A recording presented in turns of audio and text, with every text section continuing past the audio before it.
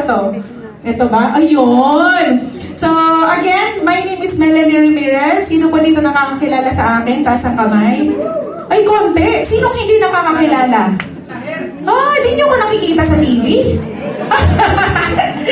Ayan. So, ayun nga, bilangin niyo po, 6 talaga yan. 6. Walang labis, walang kulang. Diba? So, bakit ko po yan ine-emphasize? Kasi marami dito, nanay, tatay. Usually, nung nagsimula po ako, marami po akong na-invite na may mga pamilya. Ang lagi nilang rinarason, hindi nila to kayang gawin. Tama ba? Meron ba kayong mga ganon?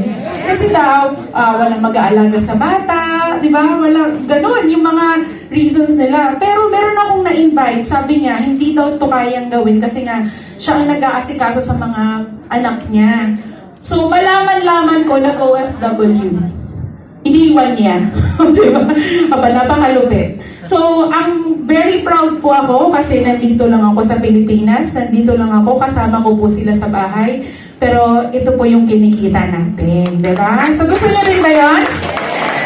So totoo po yun, before po ako naging call center agent, ang dami ko pong naranasang negosyo.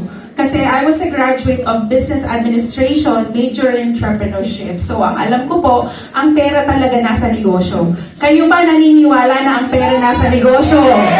Proud ba kayo na nandito kayo sa negosyo?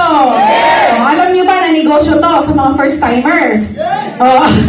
Negosyo to, wala kang boss, sarili mo, oras mo, di ba? Pero kanina nakita niyo naman yung kitaan, tama ba?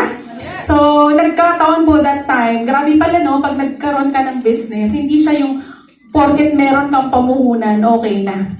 Those are traditional businesses. So, isa sa nag-push sa akin, bakit kailangan ko maging empleyado, kahit ayoko maging empleyado. Kasi that time, yung showroom namin, linpad ng bagyo.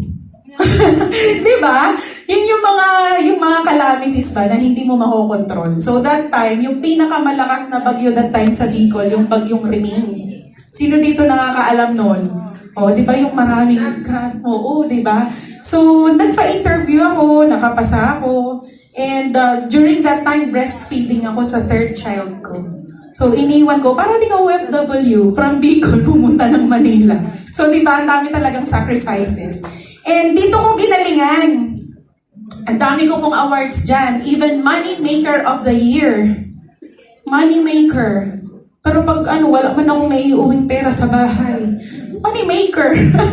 So, ang kumikita pala talaga yung mga boss, di ba? Yung mga may-ari. So, yung nalaman ko pa na yung may-ari ng call center namin, si Henry Sipa. Oo, grabe no. May SM na siya, may video pa siya. May SMDC pa siya. Meron pa siyang call center. Napakayaman. Kaya kahit wala na, naipapayamana yung yaman. Tama? Anong gusto mo maipamana? Yung yaman o yung kahirapan? Yaman, di ba? So that's why nakita ko sa negosyo natin, leverage business. So that's the time na naghanap po talaga kami ng other opportunity. And dito po kami na-introduce sa negosyong to. And sobrang na-amaze kami kasi hindi pala siya gagawin mong mag-isa. Tama ba? Meron tayong community, palagpakan nyo naman ang AGG. Diba? Lahat ng trainings libre. Ako po, dati po akong mahiyain. Pag-awang po ng sobrang hindi ko po kayang tumayo sa harap. So, lahat po yan from scratch, training lang po tayo. At sabi nga, kapag kumakapal yung mukha, sabay nakakapal yung